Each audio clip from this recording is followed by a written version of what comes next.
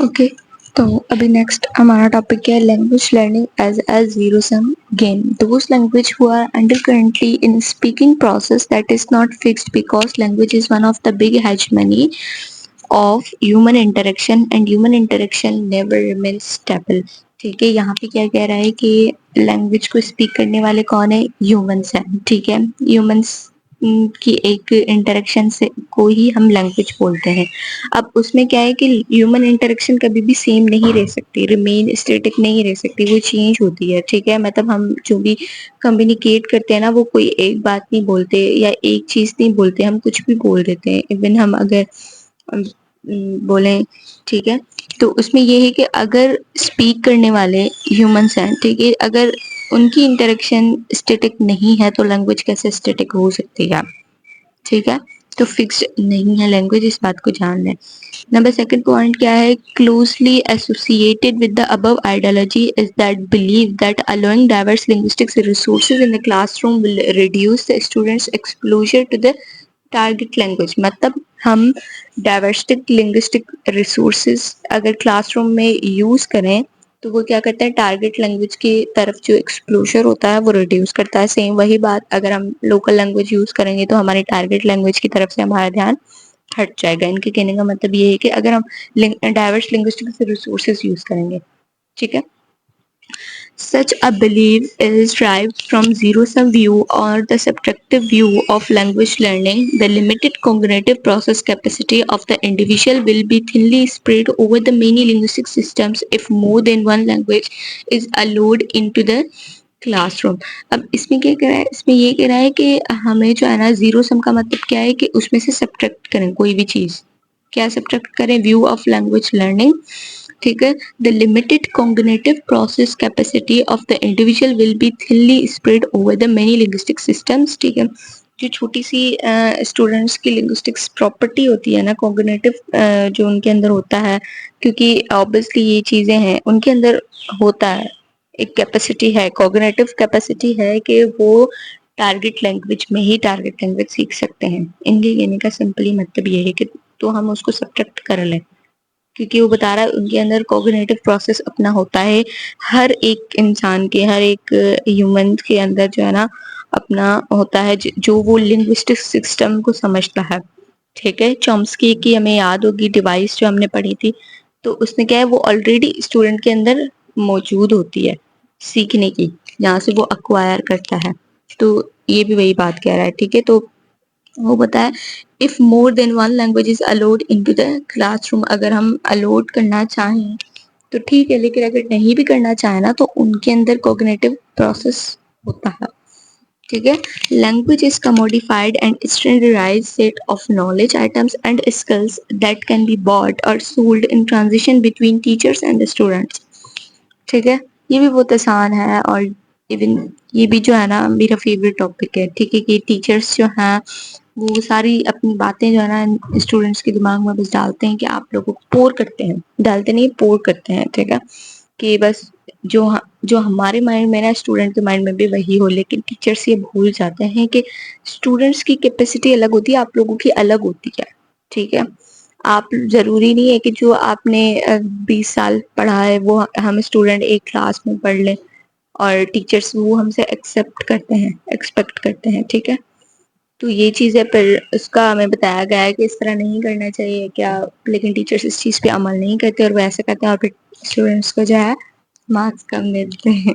ठीक है, the banking model Ferrari. ठीक है, किसने दिया था बैंकिंग मॉडल? फरारी। ये जो मैं बता रही हूँ ना, बैंकिंग मॉडल ही बता रही थी, जो मैं टीचर्स के बारे में बोल रही थी। Of language learning and teaching also fits well into the recent trends of global capitalisation and commodification of language. ठीक है, language teaching is increasingly packed and delivered as a standardized product in chain shops or institutions or factories। ठीक है, अब इन्होंने example दे दिया है कि language जो है ना अभी ऐसे हो गई है, लैंग्वेज नहीं, लैंग्वेज टीचिंग। ठीक है, वो ऐसे हो गई है कि कोई भी फैक्ट्रीज में या शॉप्स पे हमें पैक हुई हुई चीज मिलती है ना, जस्ट हम बोलते हैं हमें ये चाहिए तो वो पैक करके हमें सीधी वो सेम वही चीज दे देते हैं। ठीक है, तो ये बता रहा है लैंग्वेज भी ऐसी है। अगर आपको फॉर एग्जांपल इंग्लिश सीखने है तो टीचर्स क्या कहते हैं, पूरा पैक करके अपने माइंड से निकाल के पैक करके आपके माइंड में डाल देते हैं कि ये है इंग्लिश, ठीक है। तो ये बता रहा है कि ये क्या है, बैंकिंग मॉडल है। मतलब टीचर्स क्या करते हैं, पोर करते हैं अपनी इंफॉर्मेशन, अपनी नॉलेज स्टूडेंट्स की इसमें। मतलब अब इसका सिंपल से सिंपल एग्जांपल आपको बता दूं, ठीक है। हम जो है बचपन में क्या पढ़ते थे इंग्लिश क्लासरूम में, ठीक है। टीचर को पता होता था नाउन जो है वो नेमिंग वर्ड है, ये है वो है, वो क्या बोर्ड पे लिख पाते थे, noun is the naming word. Students ने लिख लिया, अब इन्होंने सीख लिया। टीचर्स का क्या कहना था, इन्होंने नाउन सीख लिया है, लेकिन सीखा नहीं होता स्टूडेंट्स ने। बेसिकली उन्होंने जस्ट वही चीज लिखी हुई होती है जो टीचर्स ने लिखी होती है, ना टीचर एक्स्ट्रा कोई चीज बताता है, ना उनको वही चीज क्लियर करता है। तो ये चीज, ठीक है। एक्स्ट्रा मतलब कोई अपनी क्रिएटिविटी बताए, कुछ एग्जांपल्स बताए, ये चीजें नहीं होती। वही चीज अगर noun is the naming word है तो वो स्टूडेंट्स को भी हमें रटे हुई चीजें होती हैं। टीचर लिखता है और हम भी लिखते हैं। ये क्या है, बैंकिंग मॉडल है। टीचर पोर कर रहा है हमारे ऊपर अपनी knowledge. Commodifying view of language and language teaching has in a way killed language and turned it into a static and standardized. अच्छा, commodified चाहे commodification या जो हम ऊपर टॉपिक में लैंग्वेज एज ए commodified, उसका मतलब ये है कि लैंग्वेज जो है वो किल हो चुकी है, ठीक है। वो किल हो चुकी है मतलब खत्म हो चुकी है। और जाहिर बात है अगर वो खत्म हो चुकी है मतलब वो स्टेटिक है, वो रुक गई है, मतलब एक कहता है ना पुतला बन गई है, ठीक है। उसको स्टैंडर्डाइज कहते हैं, लेकिन वो स्टैंडर्डाइज नहीं होती, उसको किल कर दिया जाता है, ठीक है। किल कैसे किया जाता है, सेम वही बात। अगर टीचर नाउन को एक्सप्लेन नहीं करेगा, ऑब्वियसली लैंग्वेज किल है। हमें शुरू से ही बचपन से पता है noun is the naming word, ठीक है। अब नाउन की मतलब नाउन की एक्सप्लेनेशन दूसरे वे से भी हो सकती है, लेकिन वहां पे वो नाउन वहीं पे ही हो गया, ठीक है। The idea of SLA, second language acquisition, is the same that you are acquiring something new and move away from one L1 and L2 are the ideal one, ठीक है। सेकेंड लैंग्वेज एक्विजिशन भी क्या है, model banking model की तरह है। Banking model में क्या करते हैं, हमें जो है वो चीज बताते हैं, सिखाते हैं और बात खत्म, एक्स्ट्रा कोई भी चीज नहीं बताते, ठीक है। और सेकंड लैंग्वेज का थोड़ा थोड़ा जो है ना इसके साथ मिलता जुलता कॉन्सेप्ट है कि हम लोग जो है वो एक चीज सीखते हैं और दूसरी चीजें भूल जाते हैं। अक्वायरिंग, जब हम सेकंड लैंग्वेज एक्विजिशन करते हैं तो हम क्या करते हैं, पुरानी चीजें भूल जाते हैं और नई चीजें सीखते हैं, नई लैंग्वेज सीखते हैं, ठीक है। अब अगर मैं इंग्लिश सीख रही हूँ, ठीक है, यहाँ ऐसे होता भी है, तो मैं क्या करूंगी, फिर सिंधी बोलना छोड़ दूंगी, क्योंकि मुझे पता है इंग्लिश का स्कोप है, ये है वो है। तो ये क्या हो गया, मेरी L1 क्या हो गई, मूव अवे हो गई मुझसे, और L2 क्या हो गई, मेरी आइडियल वन हो गई। तो ये चीज है, ठीक है। ओके, कृष्ण ने क्या बोला है, इन is someone want to learn English, they just need to speak and read it with comprehension, no need for any translation into their own mother tongue, ठीक है। अब कृष्ण क्या बोल रहा है कि अगर किसी को इंग्लिश सीखनी है, ठीक है, लर्न करनी है, they just need to speak, वो क्या करें, वो रीडिंग और स्पीकिंग से सीखें, मतलब वो पढ़ें और बोलने से सीखें, ठीक है। एट विथ कम्प्रीहेंशन, मतलब जाहिर बात है वो जो चीज बोलेगा उसका पता भी होगा, उसका कम्प्रीहेंशन भी पता होगा, अंडरस्टैंडिंग भी होगी कि मैं क्या बोल रहा हूँ। उसकी ट्रांसलेशन की जरूरत नहीं है, ठीक है, कि हम मदर टंग में ट्रांसलेट करें उसको या L2 में ही ट्रांसलेट करें। मतलब जरूरी नहीं है कि आप जो है वो Ali is going to school सिर्फ इसी चीज से पढ़ें कि टीचर आपको लिख के दे अली स्कूल जा रहा है, जा चुका है, या जो भी है, ठीक है, तो ही आप वो सेंटेंस सीख सकें। आप ऐसे बोलने से भी सीख सकते हैं, ठीक है। बोलने से, पढ़ने से या समझने से, कि गोइंग को हम जाने को गोइंग बोलते हैं, ठीक है, और अली के साथ इज लगता है तो हम खुद से भी सेंटेंस बना सकते हैं, Ali is going to school. तो ये चीज है। क्रिशिश का क्या कहना है कि जरूरी नहीं है ट्रांसलेशन के थ्रू ही आप या मदर टंग के थ्रू ही अपनी जो है वो लैंग्वेज सीखें, आप बोलने से और समझने से भी सीख सकते हैं, ठीक है। इवन पढ़ने से भी हम सीख सकते हैं। अभी आजकल जो मैं आप लोगों को एक बड़ा सच बता दूं, इंग्लिश डिपार्टमेंट में लोग समझते हैं कि हम लोग जो है हमें वहाँ पे इंग्लिश सिखाई जाती है, लेकिन वहाँ पे इंग्लिश नहीं सिखाई जाती, ठीक है। जो जो इंग्लिश डिपार्टमेंट चूज करता है ना, मैं फिर उनको बोलूंगी, और अभी टेस्ट आएंगे ना तो मैं वो एक बैनर लगा दूंगी, ठीक है, कि आप अगर इंग्लिश में जा रहे हैं ना तो ये सोच के ना जाएंगे हमें इंग्लिश सिखाई जाएगी, वहाँ पे इंग्लिश नहीं सिखाई जाती, ठीक है। अब आप मुझे ये बताएं कि इंग्लिश डिपार्टमेंट वालों को जब इंग्लिश सिखाई नहीं जाती तो वो कैसे इंग्लिश बोलते हैं, ठीक है। तो इसका आंसर जो है मैं आप लोगों को लास्ट में दूंगी कि वो कैसे बोलते हैं इंग्लिश। अभी हम टॉपिक की तरफ कंटिन्यू करती हैं, या मैं दे देती हूँ फिर मैं भूल जाऊंगी, ठीक है। वो इसलिए बोलते हैं क्योंकि हम वहाँ पे हर चीज इंग्लिश में करते हैं, रीडिंग राइटिंग सब कुछ। अब वो क्या होता है, यहाँ पे एक रेशर का अप्लाई हो रहा है कि हम पढ़ने और बोलने से भी सीख सकते हैं। वहाँ पे हम जस्ट बोलते हैं और पढ़ते हैं, हमें सिखाया नहीं जाता या हमें ये नहीं बोला जाता कि आपको अली के साथ इज ही लगाना है, फिर गोइंग के साथ आई एन जी ही लगाना है, ये कभी भी नहीं बोला जाता। हम जो भी बोलेंगे ना, जस्ट हमें स्पीक करना है और इंग्लिश में ही करना है, फिर उससे हम लोग अपनी चीजें जो है ना वो प्रॉपर सही करते हैं, ठीक है, और सही होती है हमारी इंग्लिश। ये रीजन है। तो ये क्रेशर का जो है ना वहाँ पे हमारे यहाँ इंग्लिश डिपार्टमेंट में अप्लाई होता है, सही है।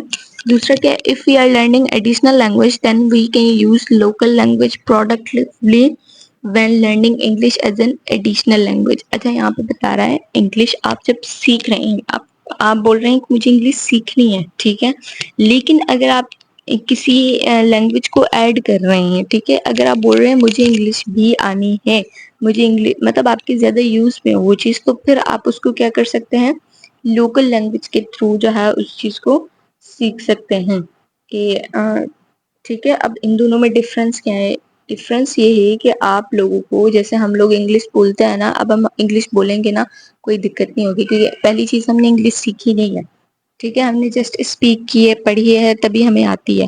लेकिन अगर हम बोलते प्रॉपर वे में कि हम पूरे जो है ना वो इंग्लिश स्पीकर बन जाएं, प्रॉपर हमें एक एक चीज आनी चाहिए, तो फिर हमें क्या करना था, हमें वो चीज लोकल लैंग्वेज के थ्रू सीखनी थी, ठीक है।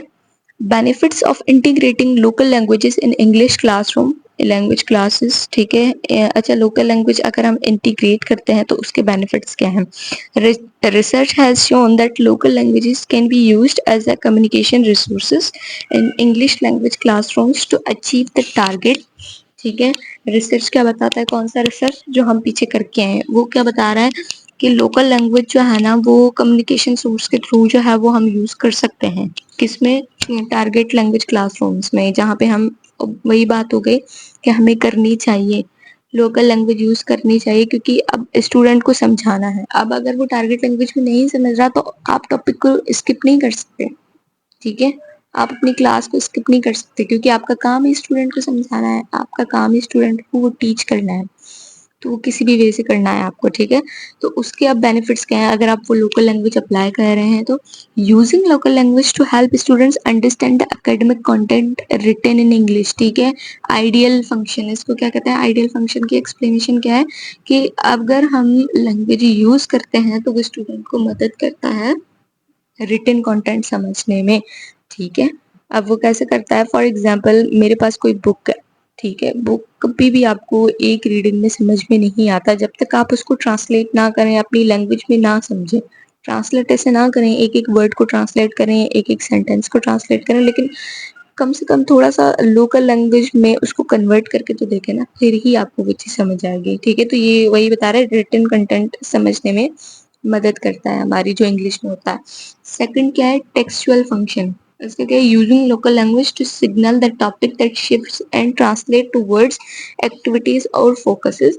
मतलब कि लोकल लैंग्वेज जो है हम जब यूज करते हैं तो वो हम किस तरफ सिग्नल करता है कि हम जो है वो एक्टिविटीज की तरफ जाएं और वहीं पे ही फोकस करें, ट्रांसलेट टूवर्ड्स एक्टिविटीज और फोकसेस, ठीक है।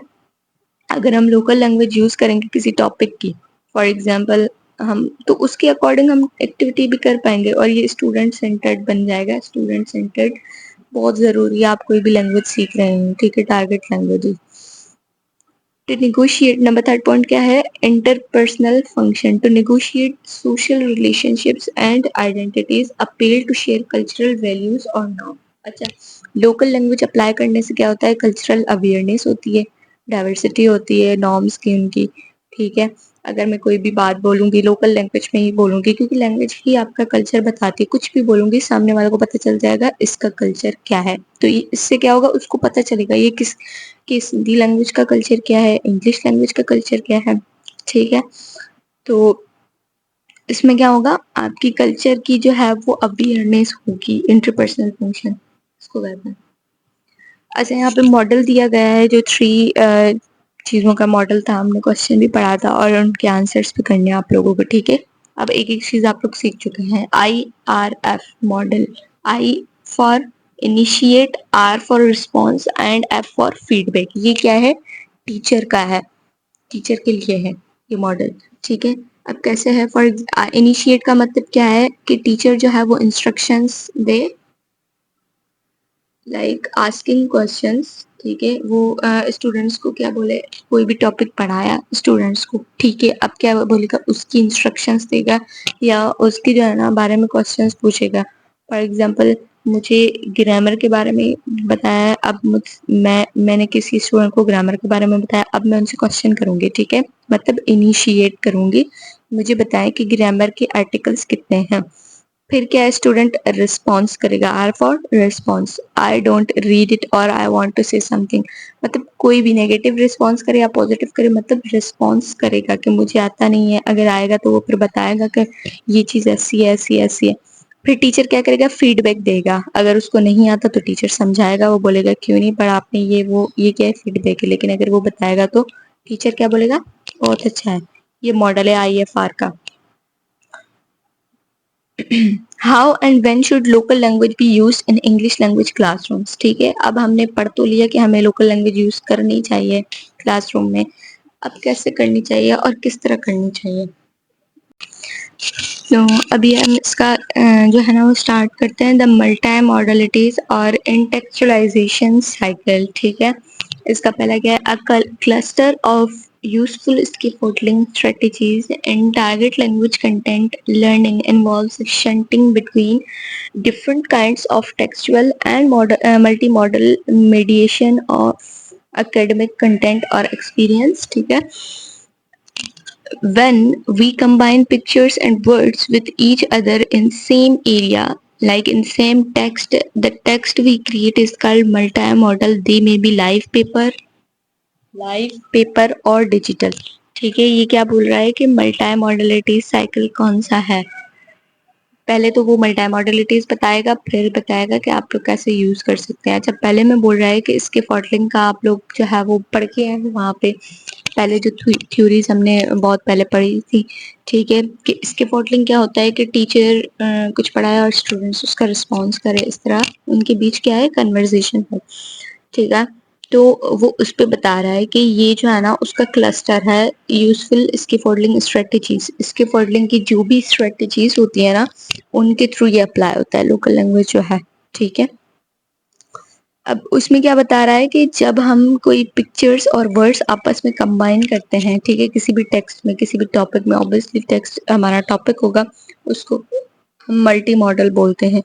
फॉर एग्जाम्पल, अगर मैं कोई स्टूडेंट को कोई भी टॉपिक पढ़ा रही हूँ, ठीक है, जरूरी नहीं है कि मैं वो स्लाइड्स के थ्रू ही पढ़ाऊँ, ठीक है, मैं उनको एक्टिविटी के थ्रू भी पढ़ा सकती हूँ, मैं उनको जो है वो रिटन काम भी दे सकती हूँ, मैं उनको जो है वो पेपर वाला काम, ठीक है, या लाइव भी कोई चीज करवा सकती हूँ। वो एक्सपेरिमेंट AI वाला टॉपिक पढ़ा रही हूँ तो मैं लाइव उनको AI वाली कराऊँ, तो ये क्या होगा, मल्टी मॉडल, मतलब बहुत सारी चीजें अप्लाई करके, बहुत सारी चीजों के साथ जो है ना हम पढ़ाएं उनको, ये है। Stages that effectively mixing up how we study, ठीक है। अब यहाँ पे स्टेजेस बताई गई हैं कि हमें कैसे स्टडी करनी चाहिए इस मिक्सअप में, कि create interesting context for students to explore a topic, ठीक है। पहला क्या है कि स्टूडेंट्स के लिए जो कंटेंट है वो क्रिएटिव बनाना चाहिए, ठीक है। उनकी जो है ना स्टूडेंट्स को, मतलब ऑब्वियसली आपकी कंटेंट भी आप पे डिपेंड करता है। अब अगर फॉर एग्जांपल इसमें एग्जांपल्स दिए गए विजुअल्स, डायग्राम्स एंड एक्टिविटीज, अब अगर रिटन कोई इतना सारा पेजेस भरे हुए हैं, आर्टिकल्स दिए हैं, बुक्स दिए हैं, वो सारे लिख लिखा, तो उसमें क्या होगा कि स्टूडेंट्स एक तो बोर हो जाएगा, ठीक है, ऊपर से उनका इंटरेस्ट इतना नहीं होगा कि वो कुछ सीख सकें। तो स्टूडेंट का इंटरेस्ट क्रिएट करने के लिए हमें क्या होगा, टॉपिक जो है वो क्रिएटिव बनाना होगा, जिसमें विजुअल्स भी होनी चाहिए, बीच बीच में पिक्चर्स होनी चाहिए, ठीक है, डायग्राम्स होनी चाहिए, या इवन एक्टिविटीज भी होनी चाहिए। उससे क्या होगा, स्टूडेंट का इंटरेस्ट भी बढ़ेगा उस टॉपिक को सीखने में, उस लैंग्वेज को सीखने में। दूसरा क्या है कि उनकी जो है ना वो लॉन्ग टर्म लर्निंग बन जाएगी, क्योंकि जो चीजें देखी हुई होती हैं, की हुई होती हैं, डायग्राम्स अगर हम देखते हैं तो हमें याद आता है फला पिक्चर के थ्रू हमें कोई टीचर ने ये टॉपिक समझाया, या एक्टिविटी करते हैं तो वो चीज याद होती है, ठीक है। चीजें की हैं। दूसरा क्या है, नोट्स मेकिंग और mind mapping and engaging students using multi models. ठीक है, अब स्टूडेंट्स को हमने कोई भी टॉपिक दे दिया तो उनको नोट्स मेकिंग का कहें या उनको बोलें कि आप इसकी ब्रेनस्टॉर्मिंग करें। ठीक है, उनको इंगेज करें किसमें, मल्टी मॉडलिटीज में, मतलब उनको बोलें या फिर हम उनको बोलें आप इनकी पिक्चर निकाल दें कोई भी। ठीक है, या उनको बोलें इनके अकॉर्डिंग आप एक्टिविटी जनरेट करें। या ये भी हम बोल सकते हैं कि आपको ये टॉपिक है, हमने सारा पढ़ा दिया, लेकिन हम उनको क्या बोलेंगे, अब आप हमें बताएं कि इसमें क्या है ये चीज, तो उसमें क्या होगा, स्टूडेंट इंगेज रहेगा मल्टी मॉडल में। दूसरा क्या है, third number, engage students in textualising, मतलब putting experience in text like poems, short stories or vocabulary or sentences and prompts. मतलब स्टूडेंट को हमने तो पढ़ा लिया कि ये सिंड्रेला जो है वो ये होता है वो होता है, लेकिन अब हम उनको क्या बोलें कि वो अपनी स्टोरी बनाए सिंड्रेला के थ्रू। ठीक है, मतलब सिंड्रेला की वो अपनी स्टोरी बनाई, ये क्या होगी, क्रिएटिविटी, उनको क्रिएटिविटी भी सिखानी चाहिए। जैसे यहाँ पे हमारी क्लास में एक टीचर है, वो अपना सारा पढ़ा के फिर बोलती है आपका इसमें अब ओपिनियन क्या है, ये चीज होनी चाहिए या नहीं होनी चाहिए, गलत है, मतलब आप अपनी इसमें क्रिएटिविटी डालें। ठीक है, ओके, तो हमारा टॉपिक जो है वो कंप्लीट हो चुका है। अब हमें जो है वो ऊपर वाले क्वेश्चंस को आंसर करना है। कौन से क्वेश्चंस थे?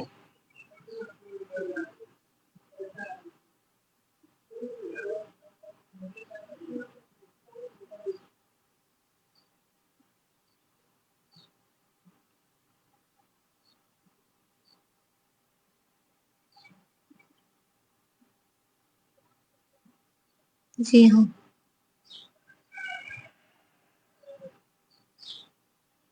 ये रहे हमारे क्वेश्चंस। ठीक है, नंबर 1 क्वेश्चन क्या है, what are some of the reasons for these diverse positions. ठीक है, कौन से रीजन है इस डाइवर पोजीशन के, मैं बता चुकी हूँ कि हमें जो है वो क्यों ये चीज जो है इम्प्लीमेंट करनी चाहिए, मतलब लोकल लैंग्वेज क्यों यूज करनी चाहिए, उसके रीजंस बताने हैं।